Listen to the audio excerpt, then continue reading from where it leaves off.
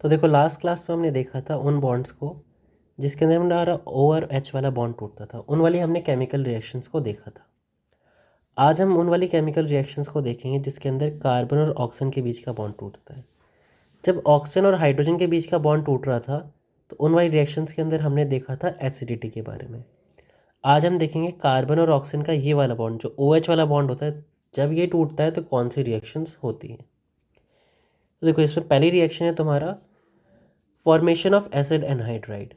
तो यहाँ ये हमने काफ़ी बार देखा ऑलरेडी सिलेबस में कि एसिड एनहाइड्राइड कैसे बनता है। मैंने तुम्हें बताया हुआ कि दो हम कोई भी एसिड के मॉलिक्यूल्स लेते हैं और उसके अंदर से हम क्या करते हैं, एक वाटर के मॉलिक्यूल को एलिमिनेट कर देते हैं। तो देखो मैंने एक इथेनोइक एसिड का मॉलिक्यूल ये ले लिया, दूसरा इथेनोइक एसिड का मॉलिक्यूल ये वाला ले लिया, और इसके बीच में से मैंने क्या करा, एक वाटर का मॉलिक्यूल एलिमिनेट कर दिया। तुम यहाँ पर क्लियरली देख सकते हो कि हमारा कार्बन और ऑक्सीजन वाला बॉन्ड टूटा है।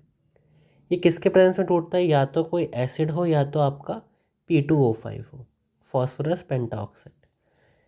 तो यहाँ पर क्या होगा, यहाँ से वाटर रिमूव होकर ये वाला कार्बन आपका और ये वाला ऑक्सीजन बॉन्ड बना लेंगे और आपका क्या बन जाएगा, एसिड एनहाइड्राइड, और वाटर का मॉलिक्यूल एलिमिनेट हो जाएगा। तो इसका नाम क्या होगा, देखो इथेनोइक एसिड से आया तो इथेनोइक और फिर एनहाइड्राइड। अगला है एस्टरिफिकेशन।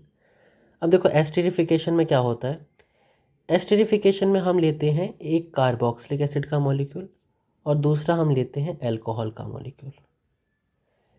होता क्या है, कार्बोक्सिलिक एसिड का सेम कार्बन और ऑक्सीजन के बीच वाला बॉन्ड टूटा क्योंकि हम वही वाली रिएक्शंस को पढ़ रहे हैं, और अल्कोहल में से O और H का बॉन्ड टूटा। यहाँ पर इन दोनों ने मिलकर क्या बना लिया, एक वाटर का मॉलिक्यूल बना लिया, और इस कार्बन का और इस ऑक्सीजन का एक एक बॉन्ड फ्री हो गया, दोनों ने आपस में बॉन्डिंग कर ली और आपका एस्टर का फॉर्मेशन करा दिया। ये जो रिएक्शन होती है ये भी किसी H+ वगैरह के प्रेजेंस में होगी, ठीक है, किसी एसिड वगैरह के प्रेजेंस में होती है बेसिकली। इसके अंदर ही वाटर का मॉलिक्यूल एलिमिनेट हुआ और आपस में उन दोनों ने बॉन्डिंग कर ली जिसके वैलेंसी सेटिस्फाइड नहीं थी, तो ये हमारा एस्टर बन गया। ये भी हमने ऑलरेडी फर्स्ट टर्म में पढ़ा था, फिर से ये रिपीटेड है। अगली रिएक्शन क्या है कि हमें इसका मैकेनिज़्म देखना है एस्टरिफिकेशन का। अब देखो क्योंकि हमारी बुक में बाकी कोई मैकेनिज़्म है नहीं, तो इसलिए ये वाला मैकेनिज़्म थोड़ा इम्पॉर्टेंट हो जाता है, क्योंकि पहले तो दोनों टर्म आते थे एक साथ, तो बाकी जो मैकेनिज़्म था उस ये वो इससे ज़्यादा इम्पॉर्टेंट हो जाते थे। बट अभी के लिए ये वाला मैकेनिज़्म इम्पॉर्टेंट है क्योंकि बस यही है तुम्हारे अभी सिलेबस में। तो देखो मैकेनिज़्म कुछ ऐसा है, सबसे पहले यहाँ पे जो H+ होता है, जो मैं लिखना भूल गया हूँ, यहाँ पर एक H+ होता है, वो H+ आएगा आपके कार्बोक्सिलिक एसिड के पास। आप देख सकते हो ये H+ क्या देखेगा कि ये जो ऑक्सीजन है ये इलेक्ट्रोनेगेटिव है, तो इसने अपनी तरफ इन इलेक्ट्रॉन्स को खींच लिया और अपने पे कैसे चार्ज ला चुका है, नेगेटिव चार्ज ला चुका है। तो ये H+ जाकर इस पर अटैक कर देगा, अटैक कर लेगा तो ऐसे एक बॉन्ड बना देगा। लेकिन जब यहाँ पर हेट्रोलिसिस होगी तो इस कार्बन पे कैसा चार्ज आ गया होगा, आपका पॉजिटिव चार्ज आ गया होगा, आपने देख लिया। अब देखो ये तो हमारा फर्स्ट स्टेप हो गया। सेकेंड स्टेप में क्या होगा, आपका ये जो अल्कोहल का मॉलिक्यूल है ये आ जाएगा, उसके पास आप देख सकते हो जो ऑक्सीजन होगा वो अपने लोन पेयर से हेल्प करेगा इस कार्बन की, ताकि वो पॉजिटिव चार्ज से न्यूट्रलाइज हो सके। तो देखो इसने हेल्प करी और खुद एक बॉन्ड बना दिया। लेकिन एक बात बताओ, कार्बन पे पॉजिटिव चार्ज, ये ऑक्सीजन अगर अपने इलेक्ट्रॉन से हेल्प करेगा तो खुद पे कैसे चार्ज लाना पड़ेगा, इसको पॉजिटिव चार्ज लाना पड़ेगा।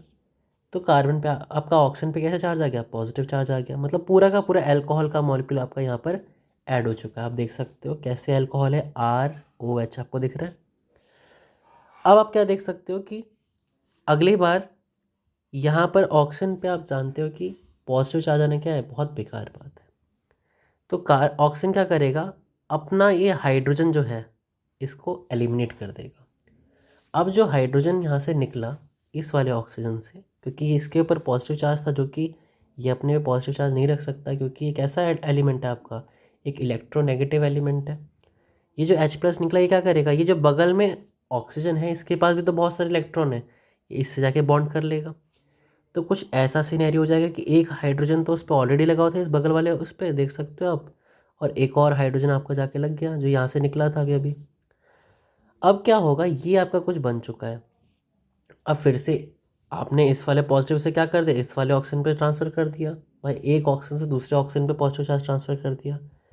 देखो नेक्स्ट स्टेप में क्या होगा, ये दिख रहा है आपको वाटर बनता हुआ H2O देख सकते हो।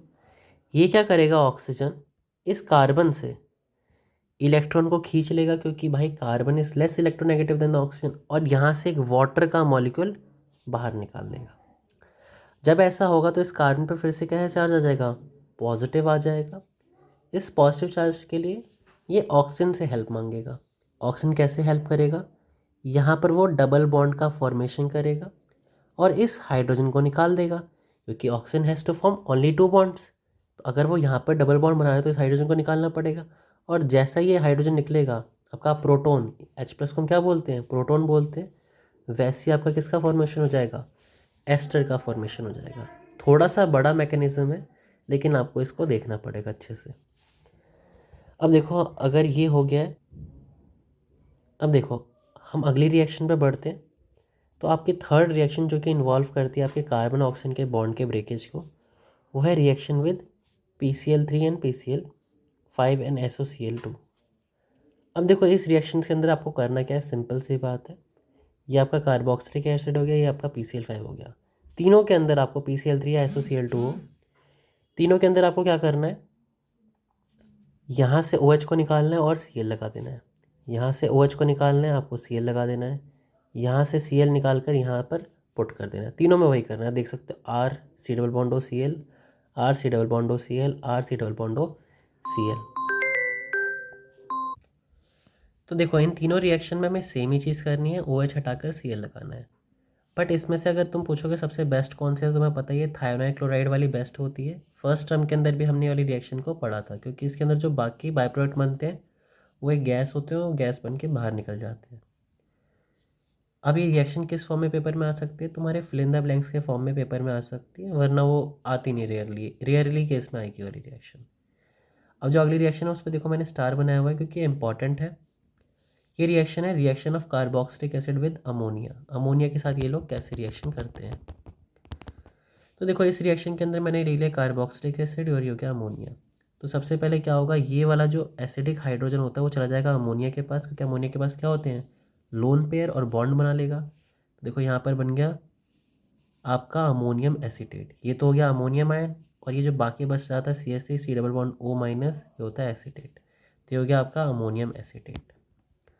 अब अमोनियम एसीटेट में क्या होगा, अगर आप इसको हीट कर दोगे प्रेजेंस ऑफ एसिड में, तो यहाँ से वाटर रिमूव हो जाएगा। वाटर कैसे रिमूव होगा, एक तो ये वाला ऑक्सीजन और यहाँ से 2 हाइड्रोजन एलिमिनेट हो जाएंगे वाटर बन के, तो क्या बच गया, CH3, एक ऑक्सीजन जा चुका है तो एक ऑक्सीजन कार्बोनिल ग्रुप वाला बच गया, और फिर यहाँ पे क्या बच गया, 2 हाइड्रोजन लगे तो NH2, तो इसको हम क्या बोलते हैं, अमाइड। तो इसका पूरा नाम क्या हो गया, एसीटामाइड। क्लियर है, तो इसका नाम हो गया एसीटामाइड। एसीटा वर्ड यूज़ करते हैं जब हम 2 कार्बन को सिम्बोलाइज करते हैं। अब देखो अगली चीज़ है, अगर मैं यही रिएक्शन को तुम्हारी बेंजेनोइक एसिड के साथ कराऊं तो क्या होगा, तो सेम रिएक्शन होगी, ये वाला हाइड्रोजन पहुंच जाएगा आपके अमोनिया के पास और आपका बन जाएगा अमोनियम बेंजेनोएट, क्योंकि ये जो बाकी आयन बच गया अमोनियम को छोड़कर, इसको हम बोलते हैं बेंजोएट। सेम चीज़ उसके बाद अगर आप हीट करोगे तो यहाँ से 2 हाइड्रोजन और ये वाला ऑक्सीजन आपका एलिमिनेट हो जाएगा पानी बनकर, और ये क्या बन जाएगा आपका बेंजामाइड। अमाइड क्या होता है, C double bond O NH2 जब लगा हो तो उस ग्रुप को हम बोलते हैं अमाइड, AMID।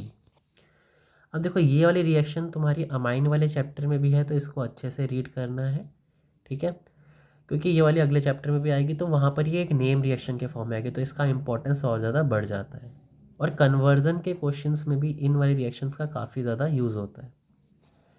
तो देखो ये है तुम्हारा फिथैलिक एसिड, जब फर्स्ट और सेकंड दोनों पे आपका कार्बोक्सिलिक एसिड का ग्रुप लगा हो तो उसको हम फिथैलिक एसिड बोलते हैं, इसका नाम आपको पता होना चाहिए। अमोनिया के मैंने 2 मॉलिक्यूल्स ले लिए, तो सेम एक H चला जाएगा एक अमोनिया के पास, दूसरा H चला जाएगा दूसरे अमोनिया के पास, तो यहाँ पर आपका क्या बन जाएगा, CO3 C double bond O NH4, यहाँ पर भी वही वाला ग्रुप हो जाएगा, मतलब सेम ऊपर वाली रिएक्शन है, यहाँ पर 2 बार हो रही है। फिर मैं अगर एसिड के प्रेजेंस में इनको हीट करूँगा तो यहाँ से सेम 2 हाइड्रोजन और यहाँ से एक ऑक्सीजन, यहाँ से 2 हाइड्रोजन और एक यहाँ से ऑक्सीजन एलिमिनेट हो जाएंगे, 2 वाटर के मॉलिक्यूल बनाकर, एक आपका ये वाला अमाइड ग्रुप बन जाएगा, एक आपका ये वाला अमाइड ग्रुप बन जाएगा। तो इसका नाम क्या होता है, आपको पता होना चाहिए, फिथैलामाइड। फिथैलामाइड। अमाइड ग्रुप बन गया, ये वाला अमाइड भी ग्रुप, ये वाला भी अमाइड ग्रुप। लेकिन अगर आप इसके अंदर और ज़्यादा हीटिंग कर दोगे तो इस मॉलिक्यूल में से एक अमोनिया का मॉलिक्यूल भी बाहर निकल जाएगा। देखो कैसे, यहाँ से दो हाइड्रोजन, दो NH2 निकल जाएगा और यहाँ से एक हाइड्रोजन निकल जाएगा, यहाँ से NH2 और यहाँ से एक हाइड्रोजन निकल जाएगा। तो आप देख सकते हो इस वाले कार्बन का एक बॉन्ड ख़त्म हो गया, इस वाले नाइट्रोजन का एक बॉन्ड ख़त्म हो गया, दोनों आपस में क्या कर लेंगे, बॉन्डिंग कर लेंगे। तो ये जो आपका मॉलिक्यूल बनेगा इसको बोलते हैं फिथैलाइमाइड। देखो इमाइड लिखा है, यहाँ पर अमाइड है। तो इस रिएक्शन को हमें अच्छे से पता होना चाहिए और ये इमाइड और अमाइड के अंदर डिफरेंस भी पता होना चाहिए। अब अगर हम आगे बढ़े तो अब हमें वो वाली रिएक्शंस को देखना है जिसके अंदर आपका C double bond OH group involve होता है। तो इसके अंदर आपकी पहली रिएक्शन है रिडक्शन।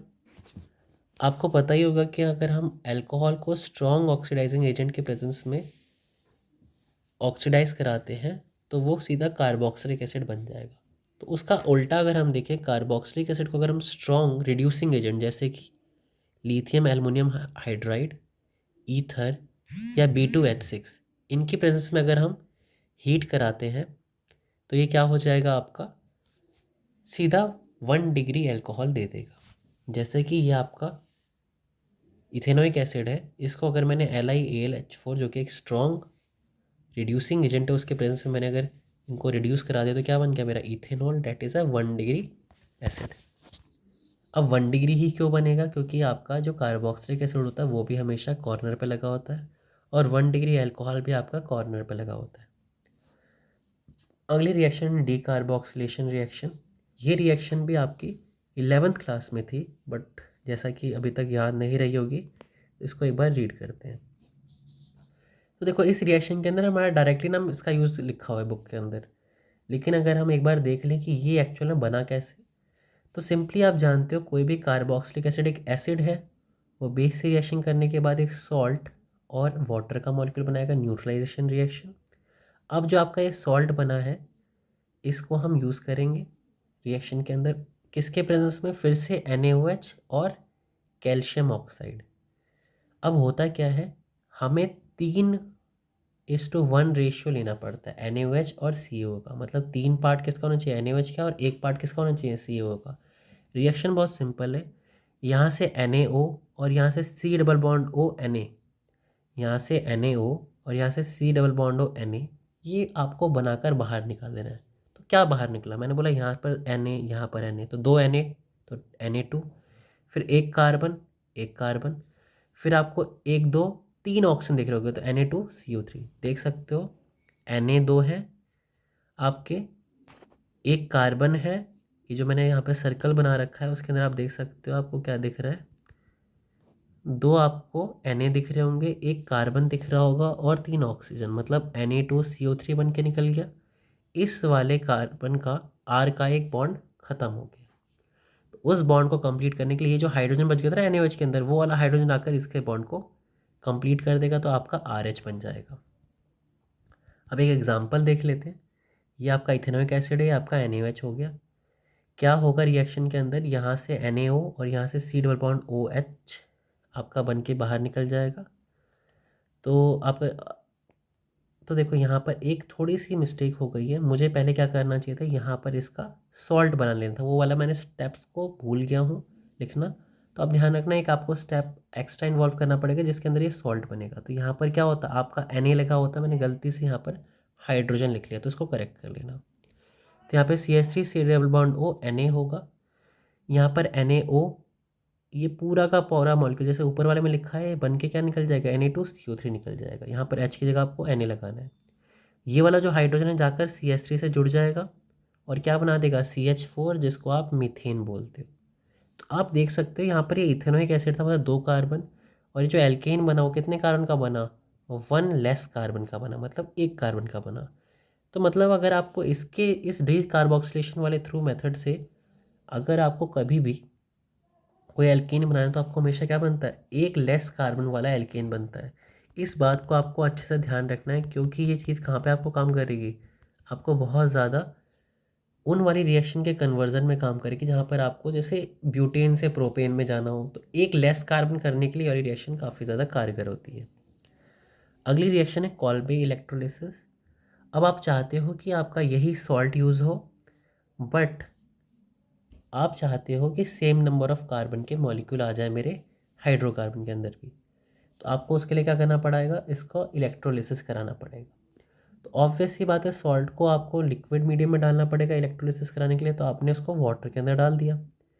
तो इलेक्ट्रोलिसिस के बाद क्या होता है, यहाँ पर आपके दो CH3 आपको दिख रहे होंगे, क्योंकि मैंने 2 मोल्स ऑफ CH3 लिया है। ये दो CH3 आपके आपस में जुड़कर आपको एक इथेन बना देंगे। यहाँ पर आपको CO2 दिख रहा होगा, देखो C डबल बॉन्ड O दिख रहा है, यहाँ पर आप देख सकते हो COO। ये बनकर दो मॉलिक्यूल्स ऑफ CO2 निकाल देंगे। दो क्यों, क्योंकि आप देख सकते हो इसके आगे 2 लगा हुआ है। आगे पानी के अंदर आप देख सकते हो H+ और OH- होगा। अब पानी के अंदर जो H+ और OH- होगा, उनमें से दो H+ आपस में मिलकर H2 गैस बना देंगे। अब अगर आप देखोगे यहाँ पर CH3 का यूज़ हो गया, COO का यूज़ हो गया, Na+ रह गया। अब Na+ और पानी का OH मिलकर क्या बना देंगे, आपका NaOH बना देंगे। तो ये सारी चीज़ें आपकी बन जाएंगी। तो यहाँ पर जो मेन चीज़ है, आप देख सकते हो इस रिएक्शन को अगर हम यूज़ करते हैं तो हम सॉल्ट ऑफ कार्बोक्सिलिक एसिड से उतने ही नंबर ऑफ कार्बन एटम वाला हाइड्रोकार्बन ऑब्टेन कर सकते हैं, जबकि डी कार्बोक्सिलेशन में हम सॉल्ट से कितना ऑब्टेन कर रहे थे, एक लेस वाला ऑब्टेन कर रहे थे। तो दोनों में थोड़ा सा अंतर है। अब देखो अगली रिएक्शन है तो बहुत सिंपल, बट ये बहुत ज़्यादा आस्क रिएक्शन में से है। पेपर में काफ़ी बार ये वाली रिएक्शन आती है शॉर्ट नोट वगैरह के फॉर्म में या फिल इन द ब्लैंक्स के फॉर्म में। ये भी एक नेम रिएक्शन है। तो उस रिएक्शन का नाम क्या है, Hell Volhard Zelinsky reaction. Hell Volhard Zelinsky reaction. इसके अंदर क्या होता है, कार्बन वाले पार्ट में कोई ना कोई डिफरेंस आएगा। अभी तक जो भी पार्ट में डिफरेंस आ रहा था वो कार्बन, ऑक्सीजन, इन सब पार्ट के अंदर आ रहा था, या कार्बोक्सिलिक एसिड वाले पार्ट के अंदर आ रहा था। इस रिएक्शन के अंदर कार्बन की चेन में डिफरेंस आएगा।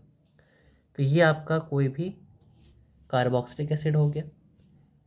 इसकी आपने रिएक्शन किससे कराई, पहले स्टेप में, मतलब दोनों स्टेप को आपको एक ही साथ लिख देना है, बुक में भी ऐसे लिखा हुआ है। पहले स्टेप में आपने इसकी हेलोजन X2 और रेड हॉट फॉस्फोरस से इसकी रिएक्शन कराई इन प्रेजेंस ऑफ H2O। मतलब पहले आपने फर्स्ट वाली रिएक्शन कराई हेलोजन और रेड फॉस्फोरस की, और सेकेंड स्टेप में आपने वाटर यूज़ कर लिया होगा। मतलब पहले आप एक बॉन्ड बनाओगे, फिर वाटर के बॉन्ड को तोड़ दोगे। बुक में भी कोई मैकेनिज्म नहीं लिखा, तो आपको डायरेक्ट इसको ऐसे याद रखना है, क्योंकि एक नेम रिएक्शन भी है ये। तो देखो इस रिएक्शन के अंदर क्या होगा, आपको याद ही होगा, यहाँ पर एक कार्बोनाइल ग्रुप होता है, और कार्बोनाइल ग्रुप के बगल वाले कार्बन को हम क्या बोलते हैं, अल्फा कार्बन बोलते हैं। यहाँ पर क्या होगा, अल्फा कार्बन से एक हाइड्रोजन हटेगा और उसको सब्स्टिट्यूट करने के लिए एक हेलोजन आ जाएगा। तो यहाँ पर देखो मैं लिखा भी हुआ है, halogen is substituted at alpha carbon. तो इस रिएक्शन के अंदर एक हेलोजन आकर लग जाएगा आपका अल्फा कार्बन में। तो यहाँ पर जो आपका कार्बोक्सिलिक एसिड बनेगा वो अल्फा वाले पार्ट में हेलोजन को रखेगा। अब देखो बुक की लास्ट रिएक्शन है, जो हमारे चैप्टर की भी लास्ट रिएक्शन होगी, वो है इलेक्ट्रोफिलिक सब्स्टिट्यूशन रिएक्शन। अब जैसा कि आप जानते हो, ये जो ग्रुप होता है कार्बोनाइल ग्रुप, ये हमेशा एक इलेक्ट्रॉन विड्रॉइंग ग्रुप होता है। तो अगर कोई भी इलेक्ट्रोफाइल आता है तो -R वाले ग्रुप क्या भेजते हैं, आपके मेटा पोजीशन पे भेजते हैं हमेशा किसी भी इलेक्ट्रोफाइल को। तो पहली रिएक्शन आप काफ़ी बार देख चुके हो, ये नाइट्रेशन की रिएक्शन है। यहाँ पर +NO2 नाम का एक इलेक्ट्रोफाइल बनेगा। वो आपका ना ही ऑर्थो ना ही पैरा पे अटैक कर पाएगा, उसको कहाँ पे जाना पड़ेगा, आपका मेटा पे जाना पड़ेगा। ठीक है, ये हमने उस एल्डिहाइड और कीटोन वाले पार्ट में भी देखा था कि वो भी मेटा डायरेक्टिंग थे, क्योंकि उनके पास भी कार्बोनिल ग्रुप था। ये भी आपका मेटा डायरेक्टिंग होगा, किसके पास भी कार्बोनिल ग्रुप हो। तो यहाँ पे क्या बन जाएगा, मेटा नाइट्रो बेंजेनोइक एसिड। तो ठीक है, हमने पहले देख ली नाइट्रेशन। उसके बाद आपने सेम रिएक्शन किसके लिए कराई, ब्रोमिनेशन के लिए कराई। तो यहाँ पर भी जो इलेक्ट्रोफाइल Br पॉजिटिव बना होगा वो भी आपका कहाँ जाके लग रहा है, मेटा पोजीशन पे। तो इसका नाम क्या हो गया, मेटा ब्रोमो बेंजेनोइक एसिड। अब देखो आप देख रहे होगे कि इसके अंदर भी, और पुराने टाइप पे जो हमने पढ़ा था आपका बेंजल्डिहाइड, वो सब भी मेटा पे तो भेज रहे थे। वो तो चलो हमारी बात हमने मान ली, लेकिन जैसा कि फिनॉल वगैरह बहुत सारी इलेक्ट्रोफिलिक सब्स्टिट्यूशन रिएक्शन शो करते हैं, ये लोग इतनी ज़्यादा सब्स्टिट्यूशन रिएक्शन शो नहीं कर रहे हैं। तो इसका क्या रीज़न है? तो यहाँ पर एक क्वेश्चन देखो, यहाँ पे पूछा, मैंने लिखा भी हुआ है, benzenoic acid do not show Friedel Crafts reactions, मतलब ना ही फ्रीडल क्राफ्ट एल्काइलेशन, ना ही फ्रीडल क्राफ्ट एसाइलेशन। और ये क्वेश्चन काफ़ी बार रीज़न, मतलब गिव रीज़न वाले क्वेश्चन में आता है, तो इसको याद ही रख सकते हो आप। देखो रीज़न क्या है, आपको पता है जो कार्बोक्साइल ग्रुप होता है C double bond OH, COOH जिसको आप बोलते हो, ये ग्रुप के पास डीएक्टिवेटिंग प्रॉपर्टी है। डीएक्टिवेटिंग प्रॉपर्टी मतलब ये बेंजीन रिंग को क्या करता है, डीएक्टिवेट कर देता है। डीएक्टिवेट मतलब कि बेंजीन रिंग से ही इलेक्ट्रॉन को खींच लेता है। ऑब्वियसली खींचेगा क्योंकि कैसा ग्रुप है, -R ग्रुप है, तो खींचते हैं बेंजीन रिंग से इलेक्ट्रॉन को।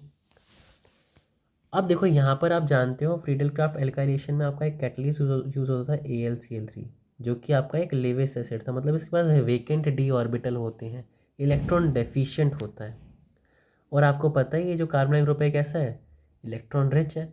तो AlCl3 क्या कर लेता है, ये जाकर आपके COOH से ही बॉन्ड कर लेता है पहले ही।